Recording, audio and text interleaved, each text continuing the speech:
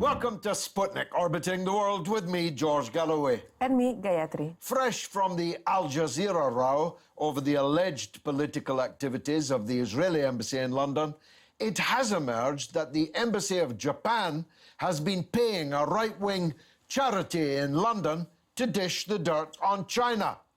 In the British satirical magazine Private Eye this week, it is revealed that the Henry Jackson Society, named after the 1970s Cold Warrior congressman in the US, has been paid £10,000 a month to place unflattering stories about China in the British media. One of the strange fruits of their labor was an article in the Daily Telegraph by former Thatcher Foreign Minister Sir Malcolm Rifkins, attacking Chinese investment in Britain's power industry. Even stranger is the fact that Sir Malcolm, another Cold Warrior, didn't actually write the article. It was written, according to Private Eye, by the Henry Jackson Society. Sir Malcolm, of course, knew nothing of the Japanese subvention. Stranger still, though, is that Sir Malcolm would go into print, even if somebody else wrote the article, with an anti-China piece, as he was forced to step down from Parliament after being entrapped by a television camera offering to work for a fictitious Chinese company for £5,000 for a half day while still an MP. Sir Malcolm's son, Hugo, himself a satirist of note, works for The Times, which is never tired of trying to put RT off the air in London. To make some sense of this strange sushi diplomacy, we welcome back our China expert, Keith Bennett. Apologies for the sushi. It's more a spaghetti hoops affair, this, than sushi. Let's start with the obvious. It's not very diplomatic, is it, for one foreign embassy in London to pay a British charity money, a lot of money, to dish the dirt on another country? Well, it would seem to me to be highly irregular, and just to put this into some kind of context, one wonders what the response would be and what the relative level of publicity that would be given to this would be if the offending embassy in question had proven to be the Russian or the Chinese embassies. And of course, it isn't. One of the things, apart from the, perhaps you could say, abuse of hospitality, because an embassy is supposed to deal primarily with bilateral relations, the abuse of hospitality in order to pursue some other agenda of a particular country, is the fact that it's also clearly corrupting of the political process in our country. If very prominent people are writing articles and we don't know what the agenda is there, who is paying for it, and if on the surface of it they don't know themselves. I think it's also not just about abuse of the Japanese embassy, if this is true, which I see no reason to believe that it's not. It's not only an abuse of their position here in order to attack China, but it also has a bilateral aspect to it, obviously, in that, according to the Sunday Times, part of the message that was going out was that what the Japanese embassy wanted to do was to undermine the view of the UK Treasury, primarily when George Osborne was the Chancellor, which saw that inward investment from China was important to address Britain's infrastructure deficit and problems. And to counter this, the Henry Jackson Society was claiming to have, intimate contacts in number 10 Downing Street. So there was an element of number 10, number 11 rivalry going on here, in which the Japanese appear to be up to their necks. Again, I would say, if that was the Chinese or the Russian or the Iranian embassy, some diplomats might have been on the plane home now. But clearly there's a different rule for if you're representing Japan or Israel. Yeah, because this story in particular has had very little coverage, as did the Al Jazeera Israel, of course.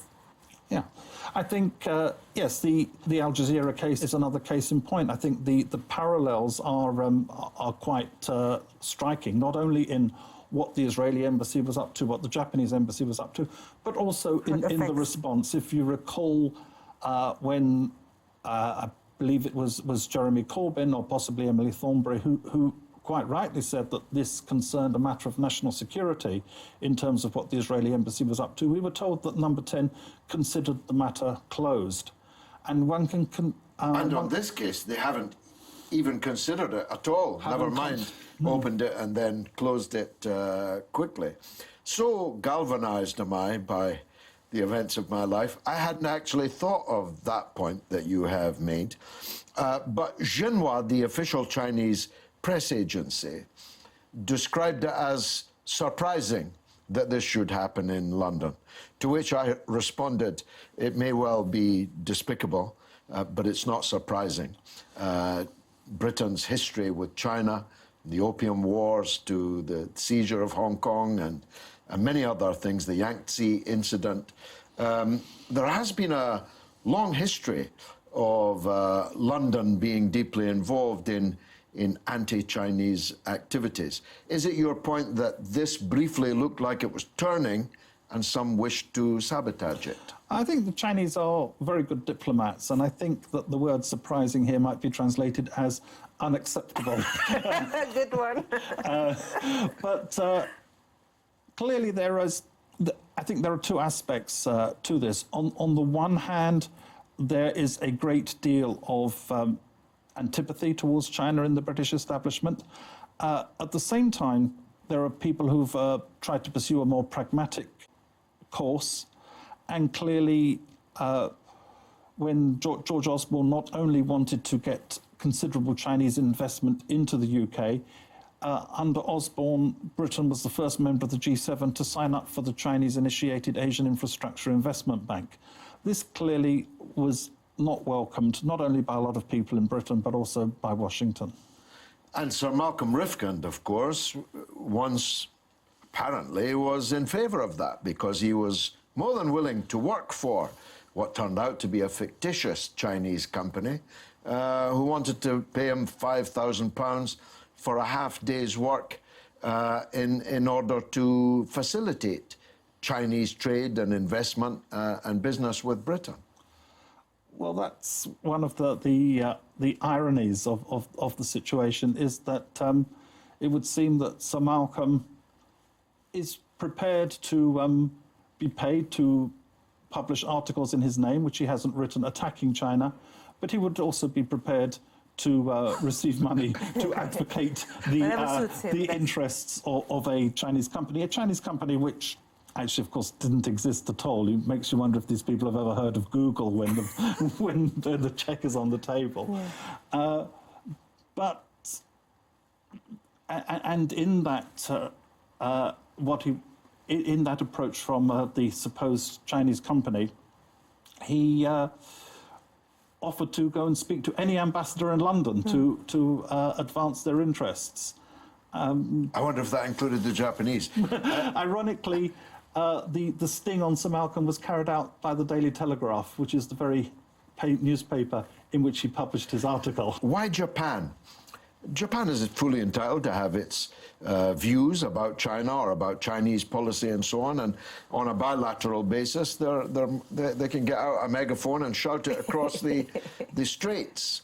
But why would they choose London to get involved in what, frankly, if anyone else were doing it, would be described as a dirty tricks operation? Yeah, and using a charity to get, involved in politics. That's the other element, of course. Well, the charitable status of the Henry Jackson Society is to promote an interventionist and militaristic foreign policy in the name of democracy and human rights, a kind of unholy, a sort of liberal interventionists in the service of neoconservatives. Former head William Shawcross is now the head of the Charity Commission, so their charitable status might well be secure. Go on. But One of the issues that the Xinhua news agency of China has raised is that if this is what the Japanese embassy is up to in London, who knows what activities the Japanese embassies in other countries are carrying out. So it's not necessarily confined to London, but clearly in the United Kingdom, because of some of our history of relations with China, which you've already referred to, they perhaps expected to find a ready audience. But as you say, there are numerous bilateral and historical issues between Japan and China. However, it's interesting that one of the things that the Henry Jackson Society took on was the question of seeking to undermine the idea that Britain's infrastructure modernisation would benefit from Chinese inward investment.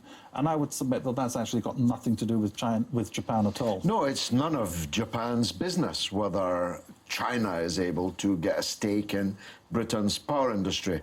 In the Malcolm Rifkind article, which he didn't write and didn't know that the people who did write it were being paid by Japan to write it, I told you it was a spaghetti hoop, he said that the Chinese might switch off our lights if they were allowed to take a stake in Britain's power generation business. Is that kind of propaganda having any traction?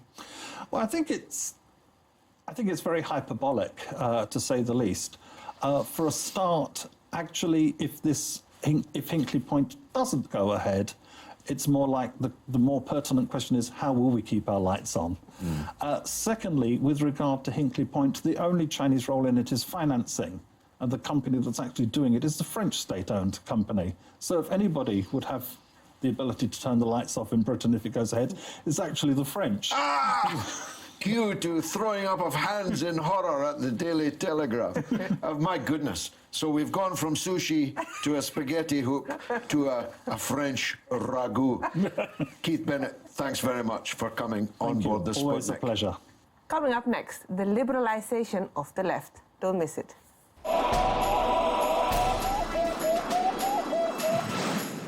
Welcome back to Sputnik.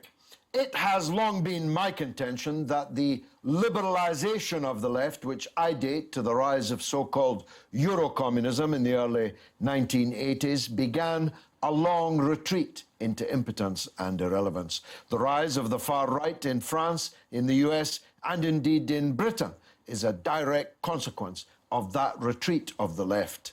A new book explores this thesis, which is gaining considerable traction. The book is The Rise of the Right, English Nationalism and the Transformation of Working-Class Politics. And one of its co-authors joins us now. He is Professor Steve Hall of the University of Teeside, and he's most welcome on board the Sputnik. Thanks. As my thesis and your thesis has a lot of overlap, we can kind of park it and encourage people to buy and read the book. I want to ask, if you like, a theoretical question first. This descent, retreat, call it what you will, into liberalism by the left, it's a result, isn't it, of a collapse of confidence in the idea of an alternative system to the capitalist system under which we live? I think that's a good basis. I think think of it as a river with many tributaries. Think of the middle-class liberal takeover of the left at various points in British history. 1905, the Labour Party taken over by Fabians, who wrote the script for the Labour Party. The working class voice was basically suffocated from that point onwards. The working class tend to be rather socially conservative, so they were a fundamental target of the liberalisation. Another point, Stuart Hall's introduction to the New Left Review in 1960. We can't have state politics, we can't have class politics. Look out to culture, youth subculture, and just look for little bits of resistance where we can find. And hopefully this rainbow alliance will magically appear in the future. Well, it didn't. Here we are. with a working class without no confidence, no voice, and no proper representation. Euro-communism again, which grew out of was influenced by the American counterculture. The American counterculture was never a left-wing movement. It was a libertarian movement. Yes. It was about personal liberation. Thing. Yeah, yes, smoke as much weed as you possibly can and free love. It was Easy Rider, I suppose, was the icon of the counterculture. It had nothing to do with the left. So gradually the left was eaten away by various liberal forces and turned into a branch of liberalism. The Californication of the left, I used to call it. But this Californication has led to an obsessive concentration on issues of gender, sexuality, orientation, the transsectional nature of some of these things. You get my drift. And we end up a left that's obsessed with safe spaces and kicking people off university platforms, none of which does much to attract support amongst the working class. No, of course, the great political road to freedom, the gender-neutral toilet. I mean, which we now. I'm sure someone will have, whole course. Or people having babies no longer being allowed to be called mothers. Whatever. Yes, none of this interested the working class. The working class are interested in jobs. They're interested in security and stability. They were slightly socially conservative, and okay, there were residues of sexism, racism, homophobia in the working class, but that was something to work on. These were cultural issues, had nothing to do with politics. Culture and politics became intertwined. French theorist Jean Baudrillard called this transpartition. We're going from one thing to another and just melding them together. All of a sudden, politics became culture, culture became politics, and nobody knew what was going on. So the working class completely lost confidence. They looked in sort of consternation at this sort of thing. I remember being on a Democracy Day watch in I think it was 1984 or 5, and Ken Livingstone as Great London Council was about to go down the Swanee.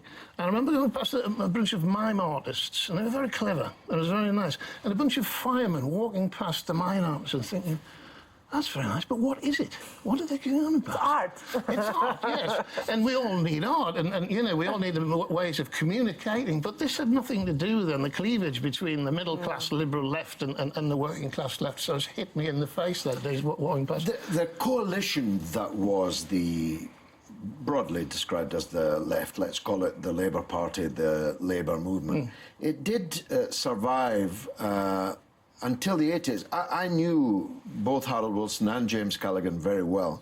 Both of them were socially conservative people, but who knew, especially Wilson, that you needed to, as it were, add bits on to the working class. You had to add on friendly intellectuals, friendly upper-class people, friendly single-issue people, and so on, to make a coalition that could win power.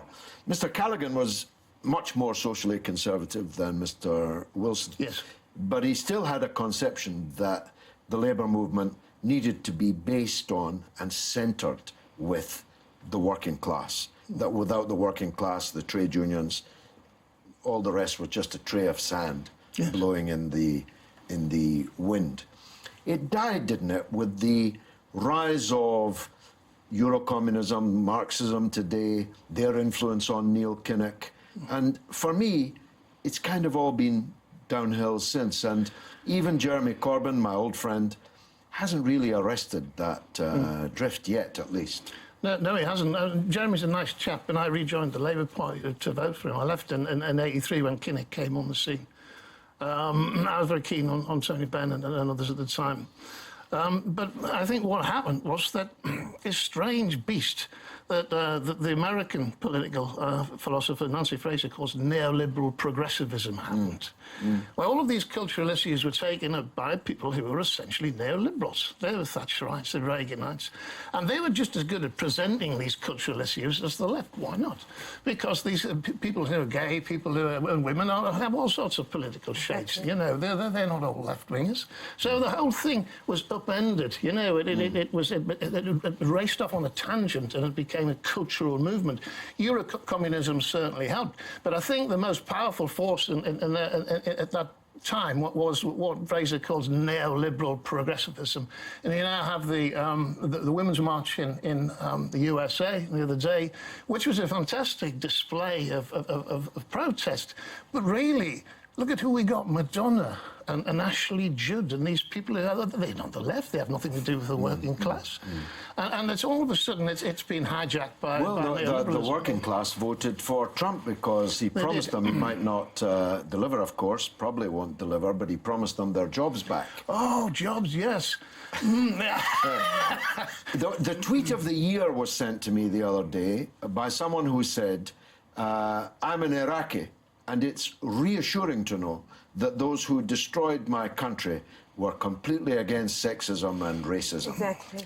And that's where we ended. It's nice to know Hillary's bombs are feminist bombs. Yes, exactly. Yes, Hillary Clinton, the bomber, Barack Obama, the bomber, they were really cool on issues of race and sexuality, except for the people of all sexes, races and orientations that they were killing with their bombs. If they're over there, I often wondered why the streets went full of protesters when Hillary Clinton, I don't know if you saw this, was filmed celebrating the death of Gaddafi. He's a human being. You know, whatever anyone thinks of him. And he was brutally murdered. And what was it? We came, She said, we came, we saw, he died. And how she laughed. It was quite horrific. It is an extraordinary business. Where does it all end, Professor? Is the left gone for good? Are we looking at a future of Le Pen's and UKIP's and Wilders and Wilders and the AfD in Germany and so on? Or is it possible for the left, in your view, from your phenomenal amount of research that's gone into this book, for the left to be reconstructed, rebuilt? People accuse us of being bleak. We've been writing about this for 20 years. This is the first-rate publications getting in the public eye, selling very well. There's hope.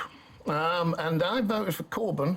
It's like, you know, what I like about you is your girlfriend. What I like with Corbyn is McDonald and his National Investment Bank and regional investment banks. If we can start talking sense again, if we can start talking about investment, because don't forget that this problem is a problem of globalisation.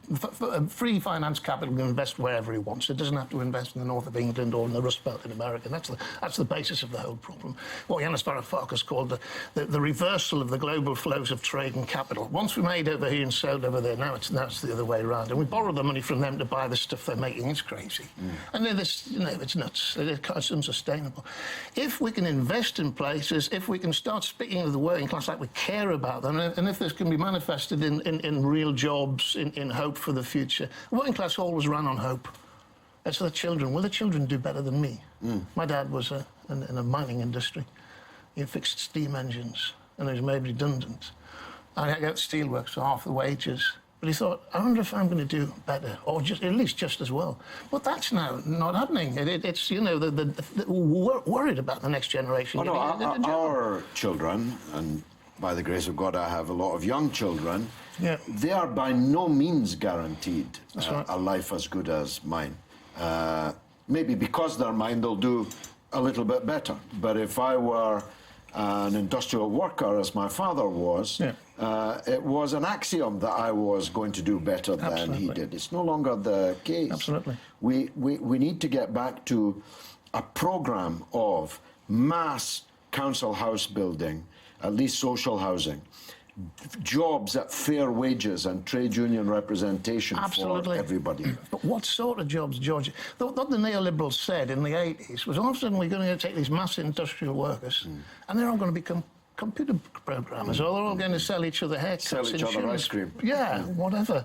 It didn't work. It was nuts. How could anyone think for 1 minute that a service economy was going to replace all of those steady, secure industrial jobs, especially up north where I came from? Come on, Parsons Engineering. From my point of view, Brexit, whilst necessary, it's not sufficient, but it is necessary, allows the possibility of rebuilding our manufacturing industry in a way that the EU simply would have forbidden. Absolutely. Would have been illegal. And possibly supported by a universal basic income as a temporary stopgap to lift people out of this poverty and despair. Because some of the places up in the old County Durham coalfield where I was born, you know, they've been falling to bits for 30 years.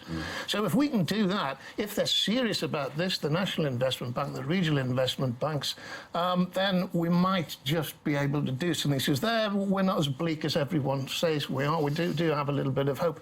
I'm not holding my breath, and I'll leave the Labour Party as soon as it doesn't happen. Professor Hall, it's a rare pleasure talking to you, and everyone should buy that book. And now it's your turn to tell us what you think through the portals of social media. What's rattling, Gayatri?